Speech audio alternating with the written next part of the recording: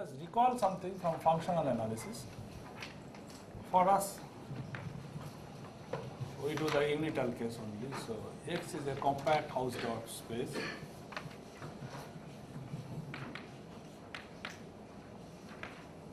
And I will write down the adjectives, but I may not explain all the adjectives. What do they mean maybe in great detail.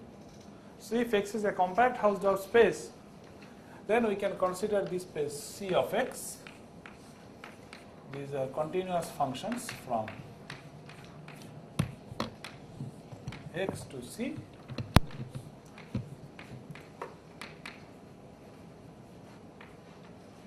F is continuous, and we know that Cx is a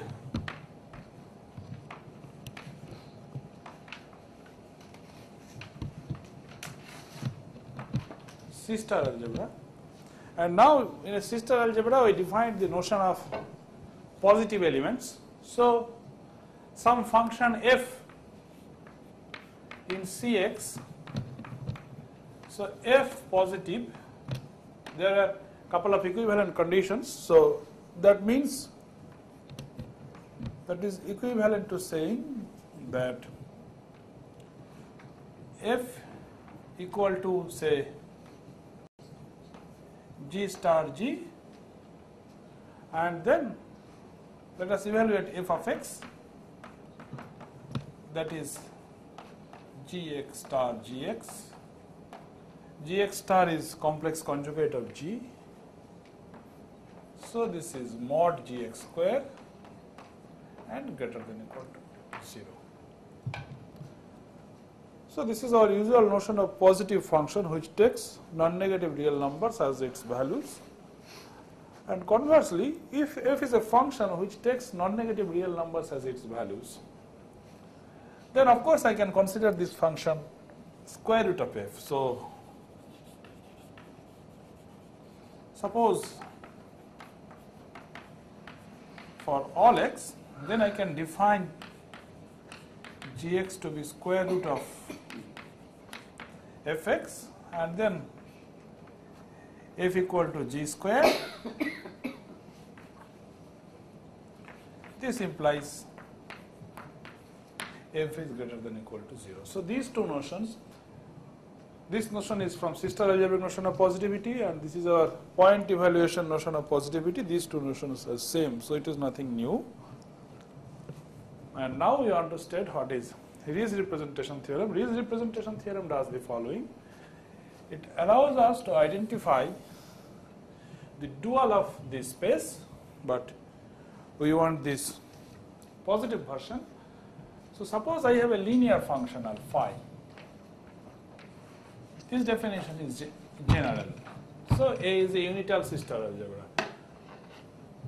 Unless I say anything otherwise, A will always stand for unital C-star algebra. So phi is a linear functional.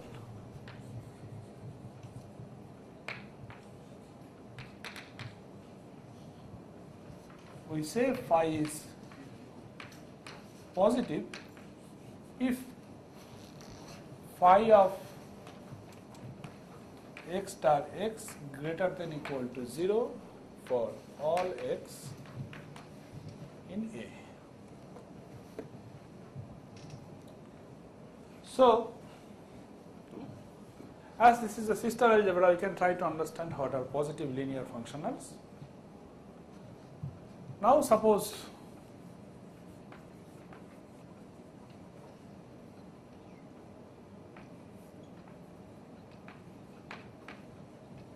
mu is a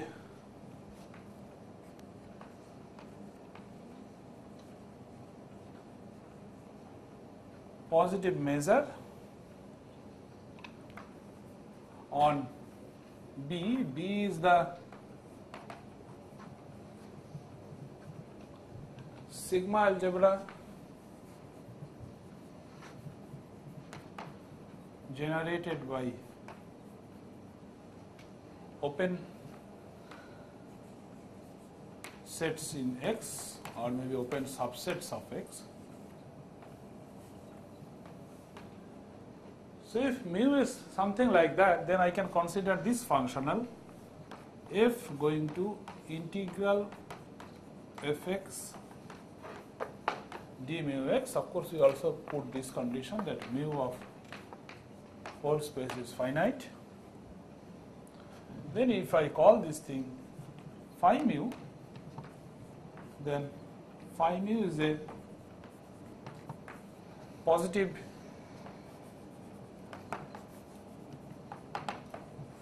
linear functional on Cx. And such measures defined on B are called Borel measures. B is for Borel, and Ries representation theorem says the following.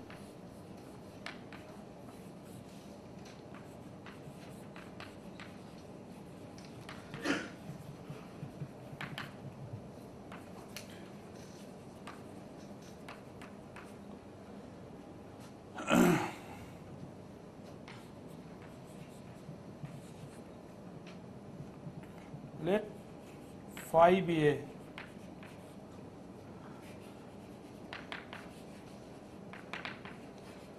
positive linear functional on Cx, then there exists unique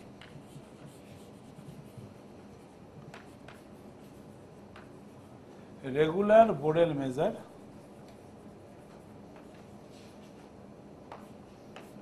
mu on x such that phi equal to phi mu and phi of 1 equal to, this follows from positivity. We will prove that. This is not the assertion. Assertion is that this is mu of x. Again, this part follows from this definition, right? What is phi mu of 1? You integrate over the whole space.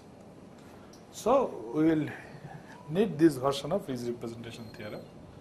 And once we have this, so that means instead of talking of measures, I can talk of positive linear functionals on x. Now, suppose we have a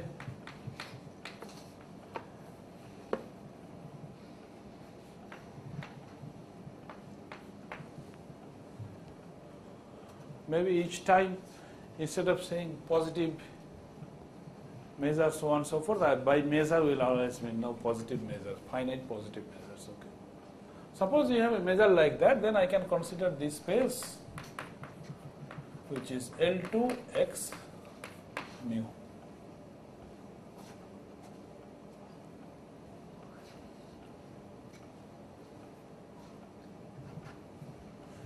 Do you follow the meaning of L2 x mu? Yes? Exactly you don't? Nothing to be afraid, meaning you can say you follow. Exactly you don't? Okay. So these are functions which are square integrable. So all those, we will always take complex valued functions. So these are functions whose mod square is integrable.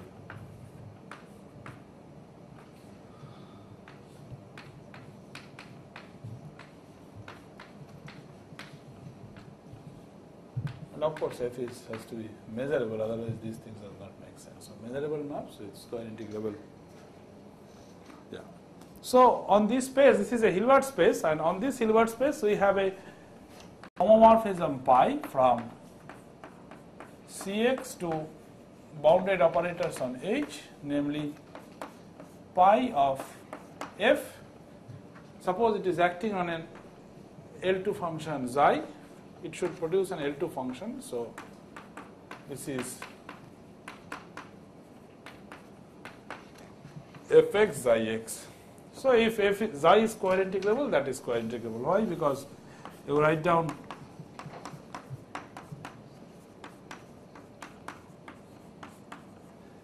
f is continuous on a compact set, therefore this is bounded. So this is less than equal to integral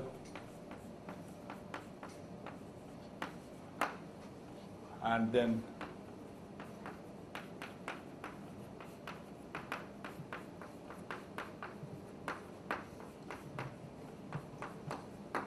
so this is L2 and this is a homomorphism. Pi is a star homomorphism.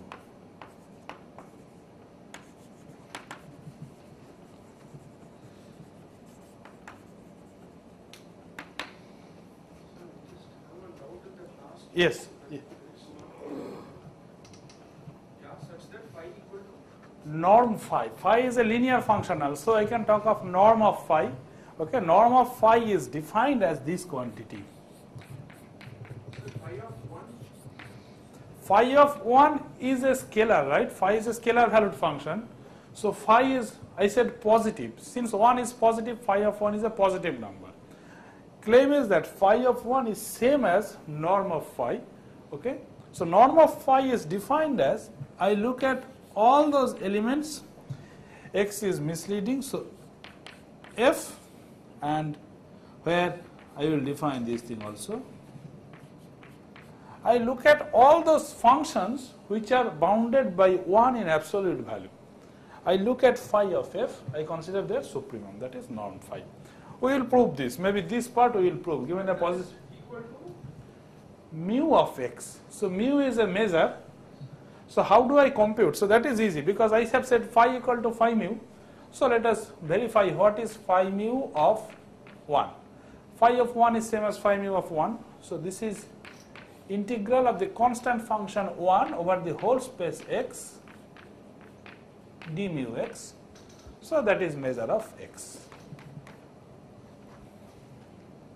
Okay.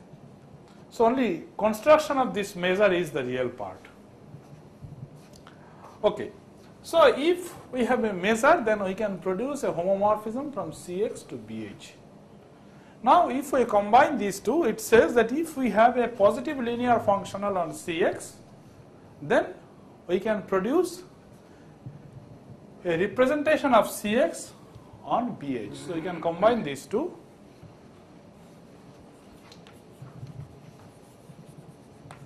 Therefore,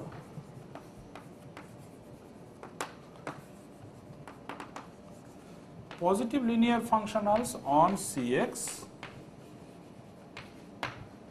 give rise to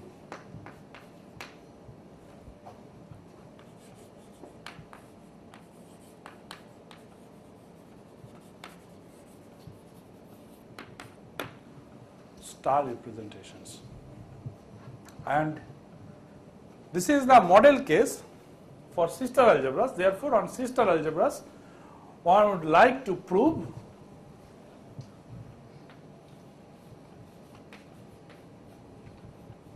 suppose phi is a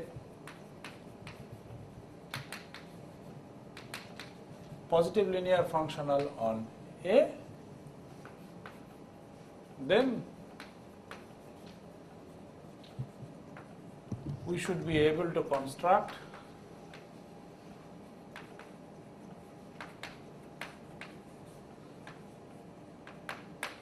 a representation of A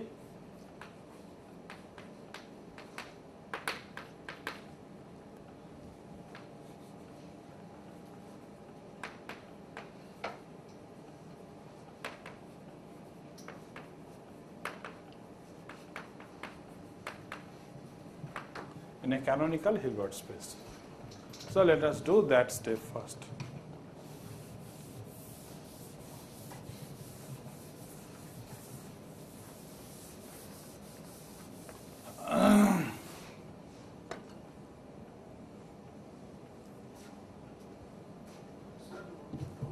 Yes. Is it correct to say that C of x is commutative? Yes, yes, of course. Cx is a commutative. So then the phi should take to those operators on B of x which are commutative. Yes, the range of pi is a commutative subalgebra of BH. Yes. But here this is general. So we first prove this inequality that for all AB in A, phi of A star B less than equal to phi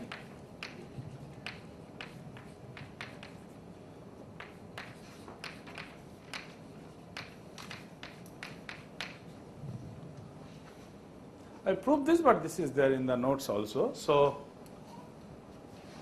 proof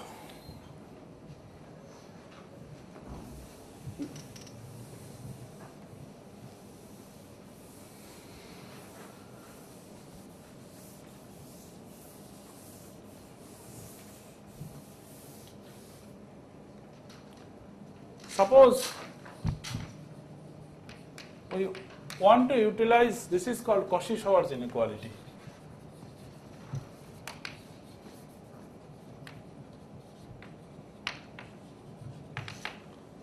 So, I first recall usual Cauchy-Schwarz inequality.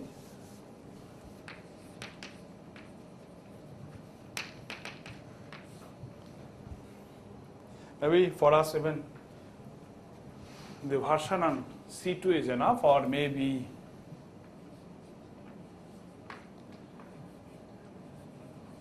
let V be a finite dimensional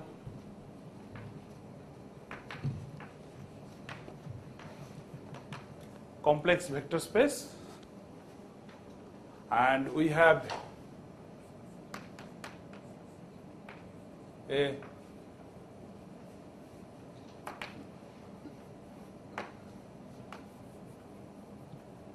sesquilinear form, that means kind of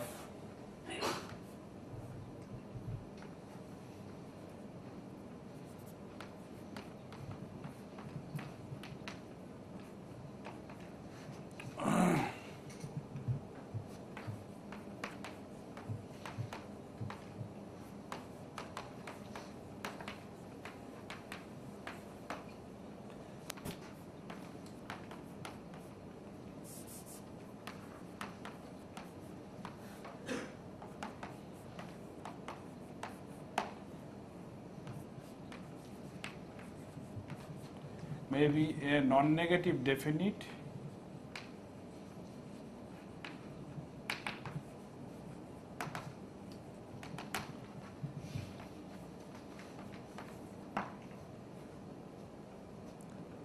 so if we have something like this, then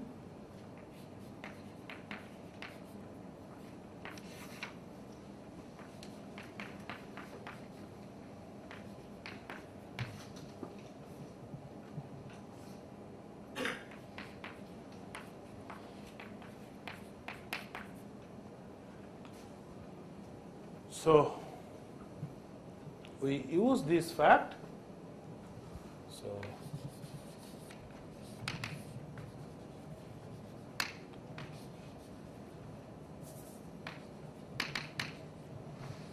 now my vector space V is span of these two vectors AB, and this functional, if these two are from this span, then I define them to be phi of W1 star W2.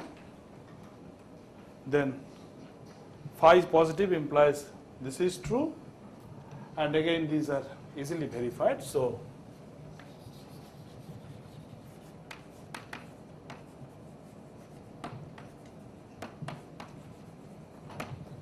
if I call this star, then this implies star.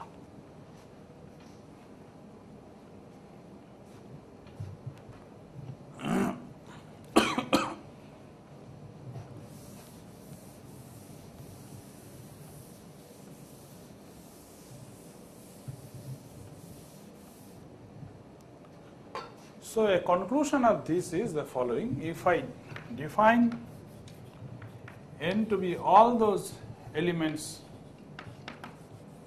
A such that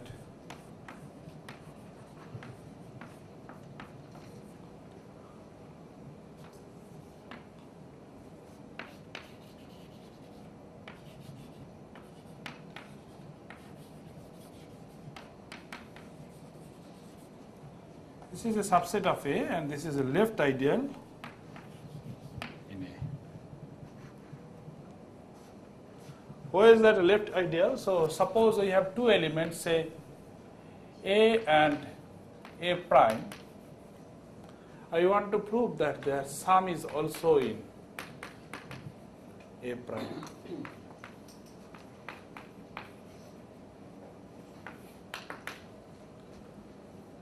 That means I need to prove that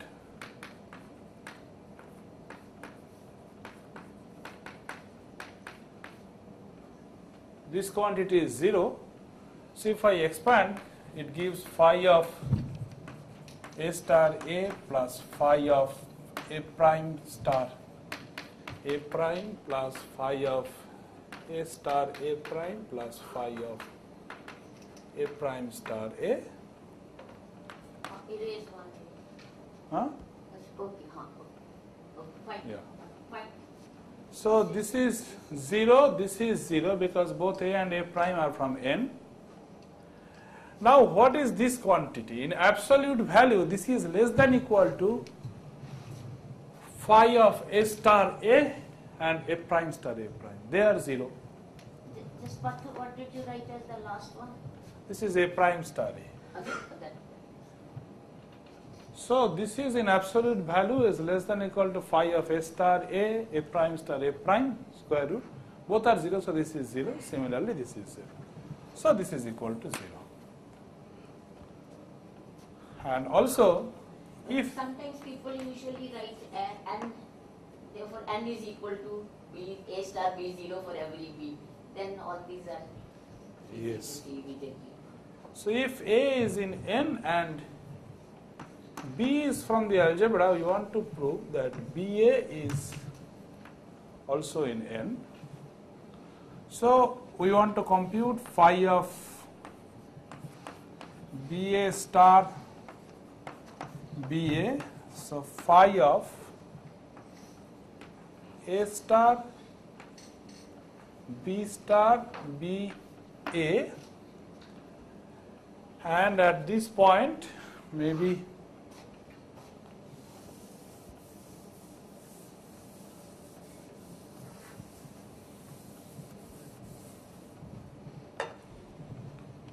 so I want to prove that something. I want to prove that if say C1 is less than equal to C2 in A, then W star C1 W less than equal to W star C2 W. I want to prove this. Okay. Once I prove that, I will go there again. So I write down C1 minus C2, or other way. This means, this condition means that C2 minus C1 is of the form Y star Y. That is the meaning of this condition, right? C2 minus C1 is positive, so that is of the form Y star Y. So W star C2 minus C1 W is W star Y W. So this is like YW star YW. So this is greater than equal to 0, or W star C2 W is greater than equal to W star C1 W. Now we use this for that thing that B star B is less than equal to norm B square. So this one we already proved. So if we hit that by A star A, we know that this implies A star B A less than equal to norm B square is a scalar times A star A. This implies since phi is positive, phi of this quantity is less than equal to norm d square times phi of this quantity, but that is already 0. And this is positive, this quantity is positive, so we know that 0 is less than equal to phi of this. So these two together implies that phi of this is 0. Okay. So this is equal to 0, so this proves that n is a left ideal. So we can form this space A mod n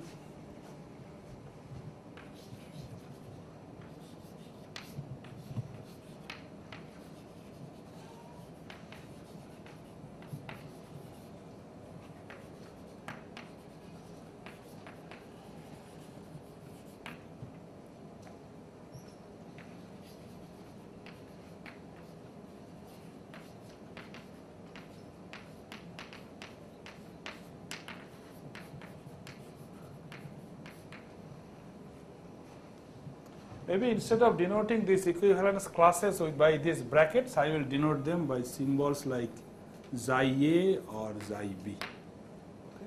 This is same as xi A, xi B. Now, on A, of course, I could have defined this inner product, but there it is not positive definite. That means on A, inner product of two things equal to 0 does not imply that that element is 0.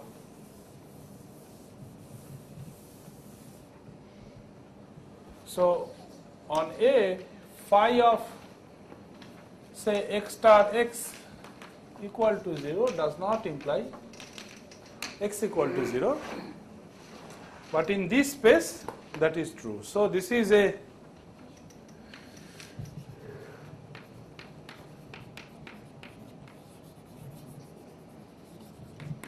positive definite form, so we can complete it. And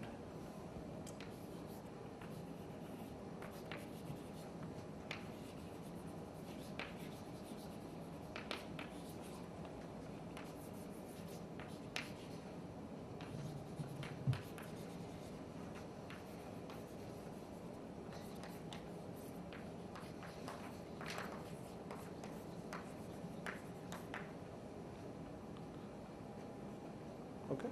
So in that now you complete it, you call it H phi. So we have got a Hilbert space, and now okay, we define a representation. So maybe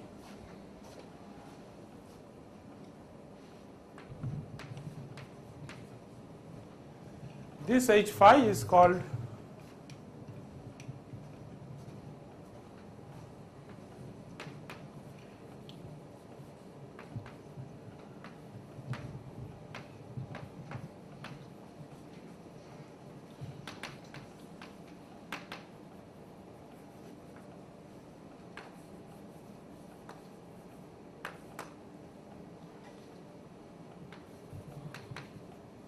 the GNS space associated with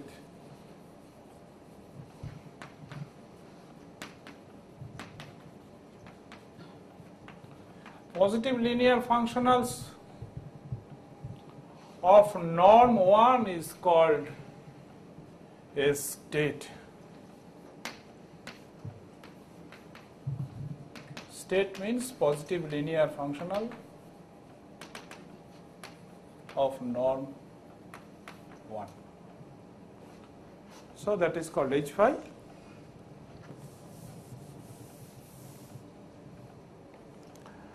And we want to produce a representation pi, so define now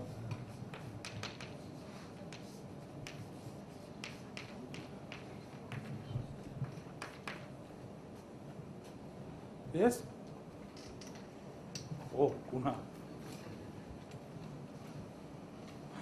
Define phi of A acting on xi B to be this vector, and now we calculate the norm of this.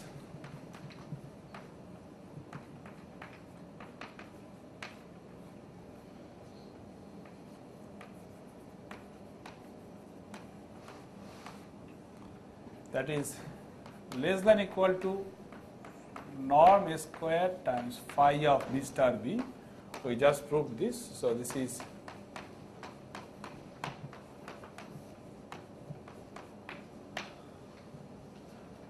and I leave the verification that pi is a star homomorphism. So pi is a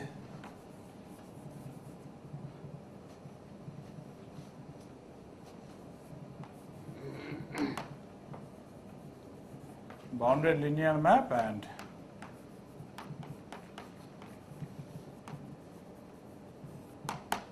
star preserving.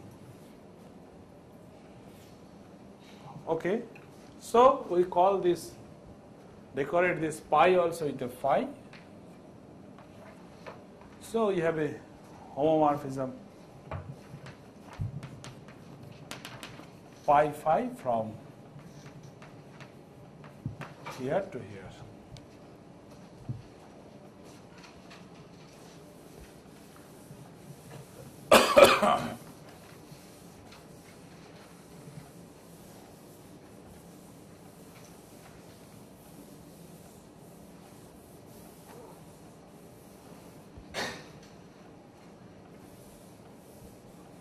Okay. Now next part of the claim is that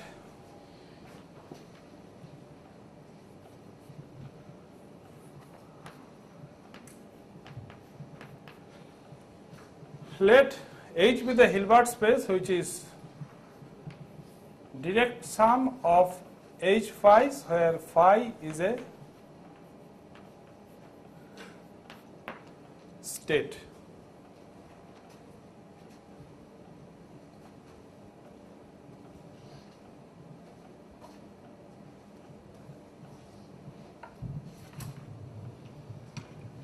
Do you know how to define direct sum for this kind of huge families? No, you can sit down when you will not stand up. You? Okay. So Hilbert space is a big vector space and with lots of inner products. So I can consider this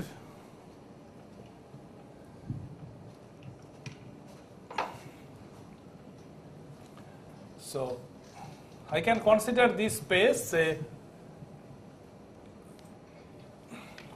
S equal to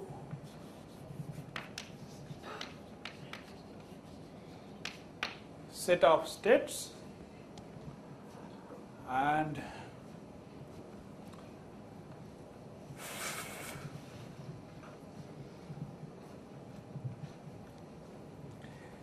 so my vector space V has elements like indexed by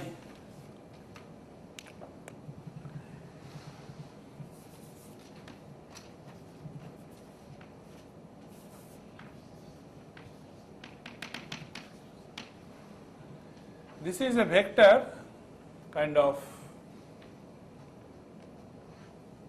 how do I define this? Take some sequence of phi and norm of that thing is found. Uh-huh. What is the definition? No, meaning question is to which extent you go for defining. That is the No, question. take all xi phi. Yes. Xi phi from the each phi. Okay. And that's a net. And you can Where this summation is taking place, that is the summation question. of norm of xi phi square. That's finite. Yeah, but what is this collection xi phi? That is the thing I And want all to understand. sequence are in all net. So, do you define them as functions from S to S? That is the thing. Let us do it. So, all these functions f from S to h phi such that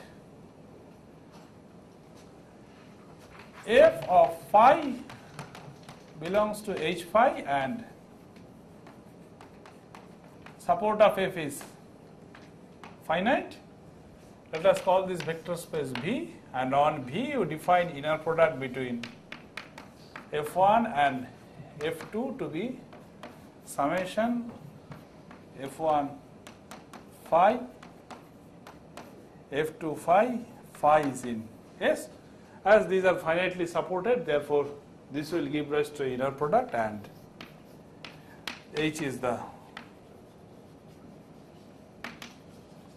associated Hilbert space. So we have this Hilbert space H, and we define this map pi from A to BH given by pi of A acting on maybe those xi's should have some phi somewhere. Maybe xi phi of B as xi phi of A comma B. So this is a big Hilbert space, as if you have stacked all these H phi's one by one, and pi is a big diagonal operator on each part. This is pi phi. Okay, on each phieth chunk it acts like pi phi. It is a big diagonal block matrix. Now I want to prove that this is injective. So Sir, is that different phi's give corresponding with different H phi's? exactly, different phi will give rise to different H phi's, and on each H phi it is represented by pi phi. It is like a block diagonal matrix where these diagonal chunks are pi phi is. So claim is that pi is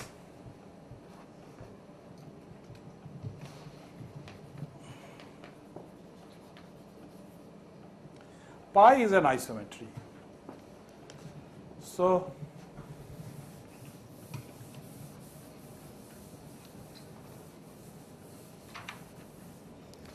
pi is an isometry. Why is that so? So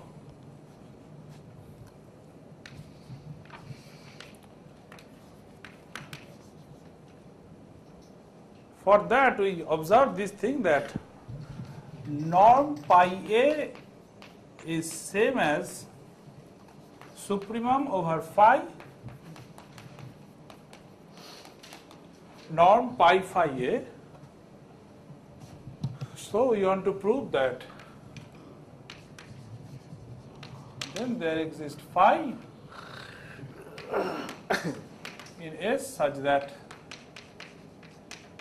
norm A equal to phi of, no, this is incorrect.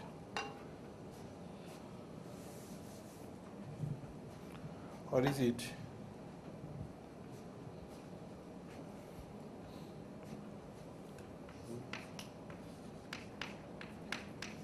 Anyway, let us see if we can prove this. So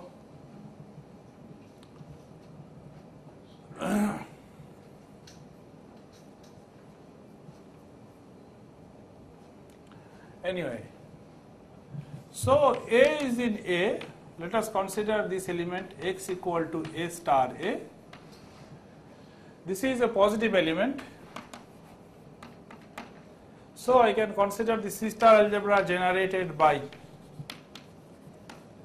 x and 1. So this is a commutative C star algebra.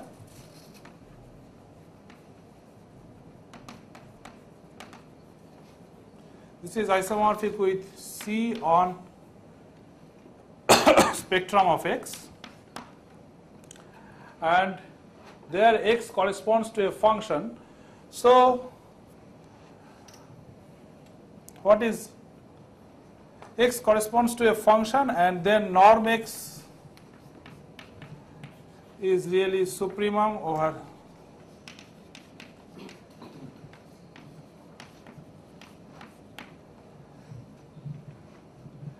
now. As this is a continuous function, so this is attained. This is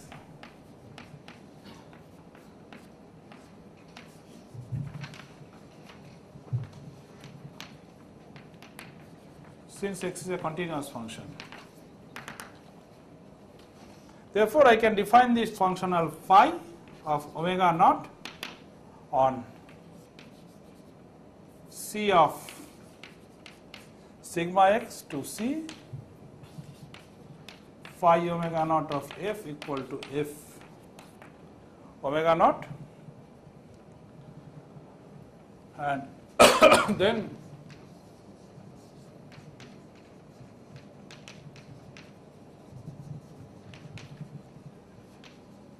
again this one I do not prove. There is a version of Hahn-Banach theorem which says that you can extend it to the whole algebra A as a state.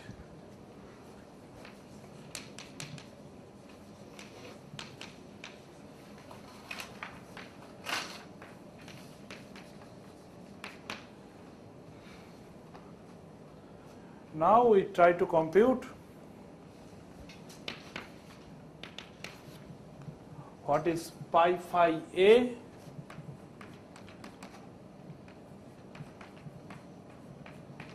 norm square. This is pi phi A star A.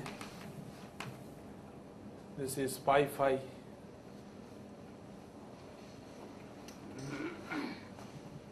x.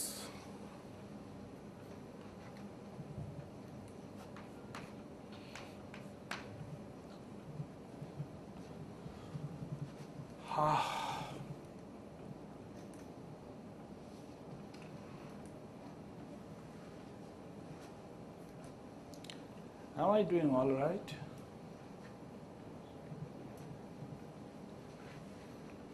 Okay.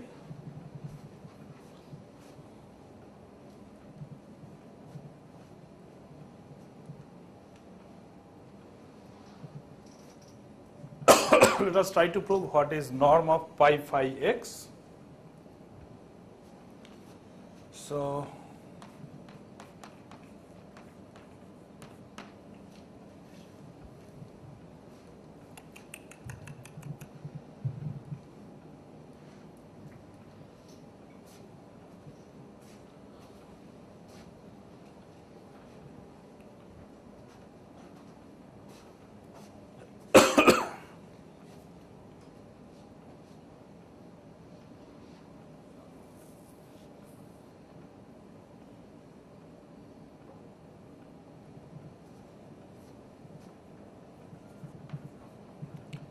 I have confused notations now.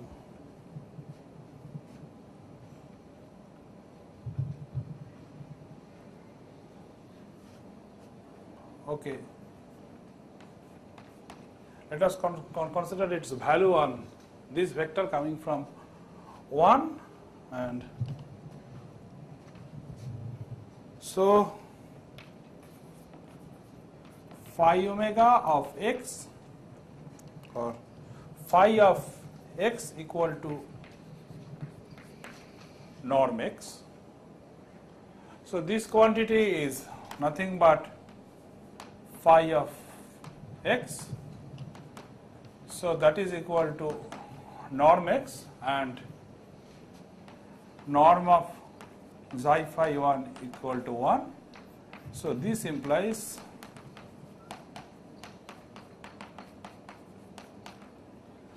this is same as norm x. So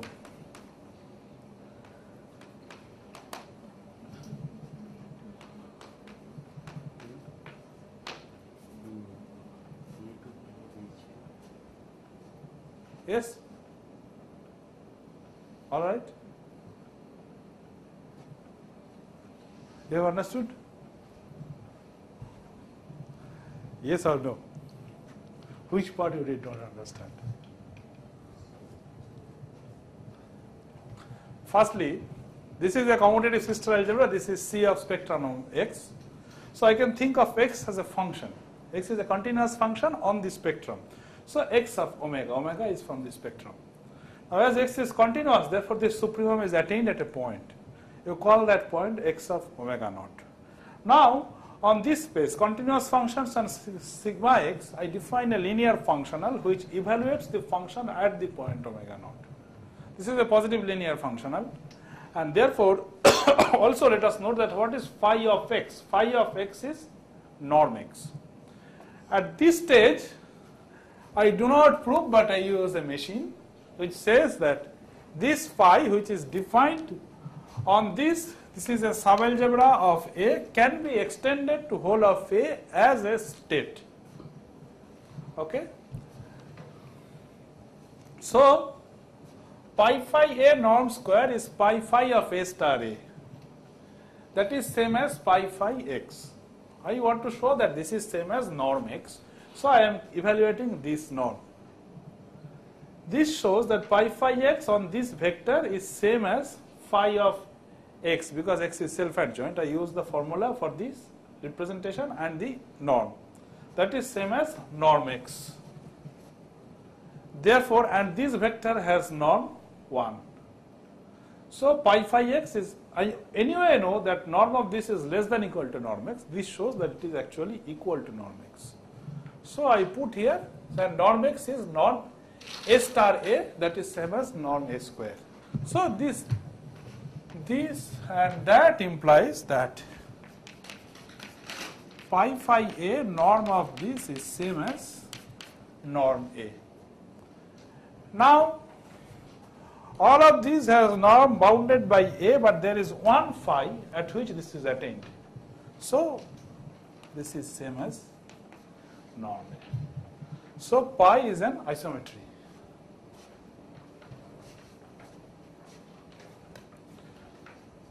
So, we have proved that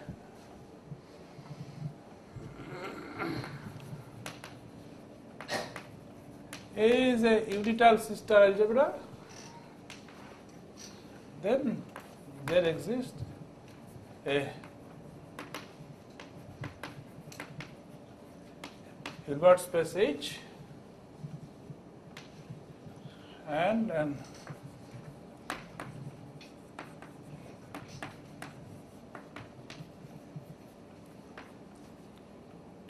isometric representation pi from A to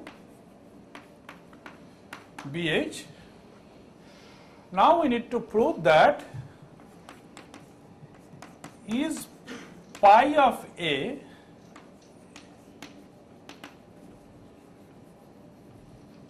a sister algebra. So, image of a sister algebra under a homomorphism, maybe injective homomorphism.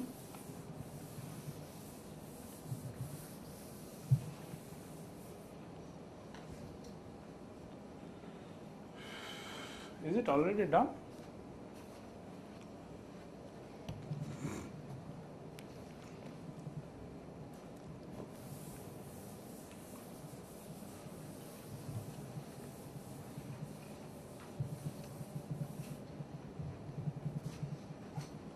Yeah, it is done because it is isometric and on the original side A is a sister algebra. Therefore, this is a kind of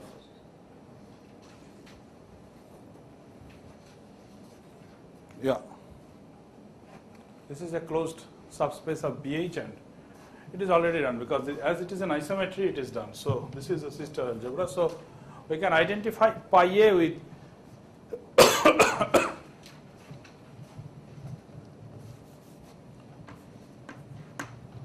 so, we can identify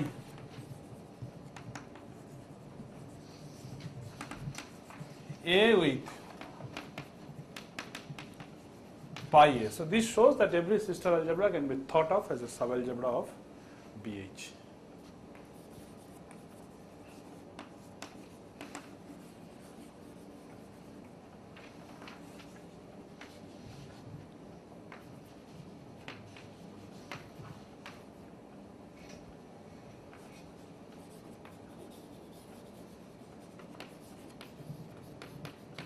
So, now I just prove one thing and then we are done. While defining this, you did for unital, I mean. Yeah, I won't do non-unital anyway.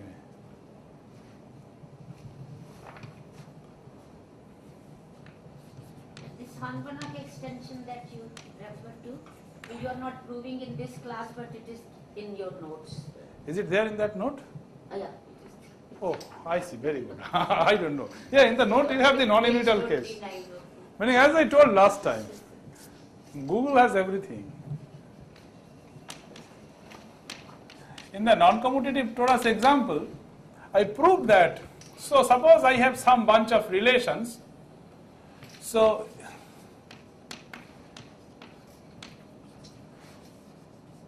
A is a sister algebra generated by U and V such that UV is, and of course I define something called A theta. So we have a homomorphism from A theta to A, and that proposition says that A can be thought of sitting inside BH. So kind of this gives rise to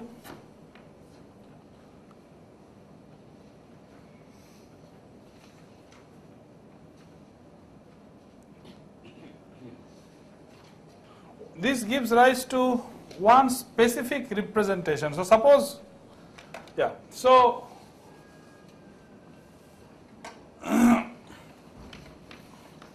I define pi of u tilde equal to u, pi of v tilde equal to v.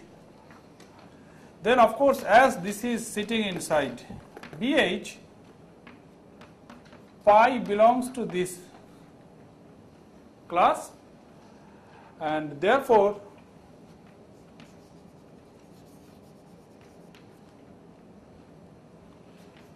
norm pi A is less than equal to norm A coming from this, because this is supremum over all such objects. This is one specific case, so that is true, and therefore pi extends to, maybe I should have put A theta finite. So pi extends, and of course both u and v are in the image, therefore its closure will be there. So as a surjection, and in all these universal examples one proceeds this way. I think that's more or less it. I will stop, but I want to go back to your last class and then this association C sigma. So this is over, right? Whatever I was doing, this is finished. I just want to address the question which he was saying last time, that starting with a simplicial complex sigma, we attached a sister algebra C sigma, and then he said that whether we gain anything out of this or not. So meaning, firstly, that these associations, the non-commutative object in some sense could be simpler than the commutative object. For example, non-commutative torus is simple, whereas ordinary torus is not. Therefore, the ideal structure is far more simpler. That is one point, that indeed it could be simpler. Of course, this is not an instance of non-commutative torus arising like that. That is not true.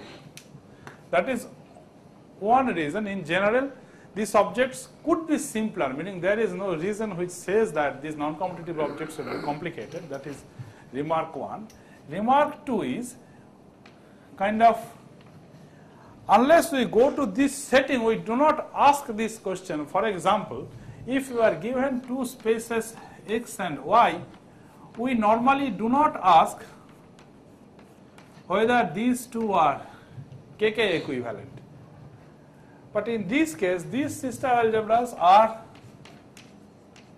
KK equivalent with this, and therefore in this setting you can ask whether you can solve that problem up to KK equivalence. Not up to homeomorphism, but up to KK equivalence. So you can address that through these objects. Then, can we do constructions from this side and expect that that will be some kind of simplex, like suppose let's say I take tensor products of two such objects and expect it to be some kind of, staying in the same class of C7. So you are saying that let us take, that is a commutation condition. So let us do some operation with bunch of these simplices.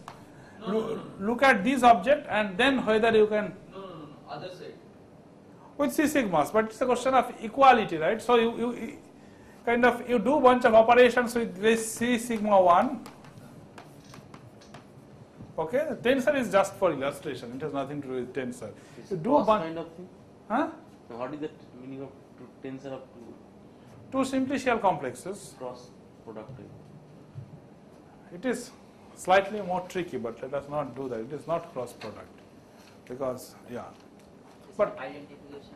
yeah. So, but suppose you make some operation instead of putting tensor, you put something, and then you have these objects. Yeah, one can ask those questions. One can ask.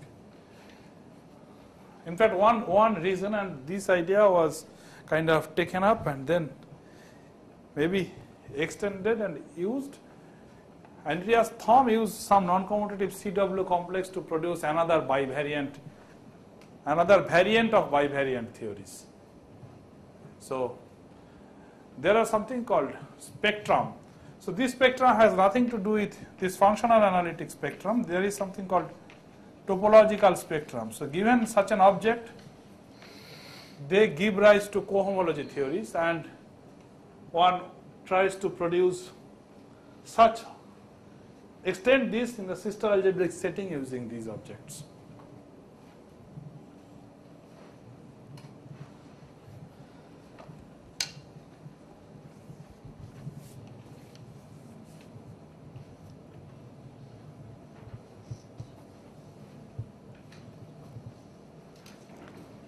Yes, Ambu, do you have any doubt or question or comment or remark? No? What about you? Nothing? Huh? She has? I don't know, some doubt. Yes, ask, no problem. We have half an hour, so you can ask. I mean, interesting, I have to ask. Ask. No, no problem. No, of course, meaning one has to meditate, meaning there is no kind of alternative for this meditation. You have these notes and then you sit down and look at it for a while and meditate what is it saying. It does not go through in the speed of light or the way we speak, meaning not with the speed of sound at least, meaning it is somewhat slower. So then I stop.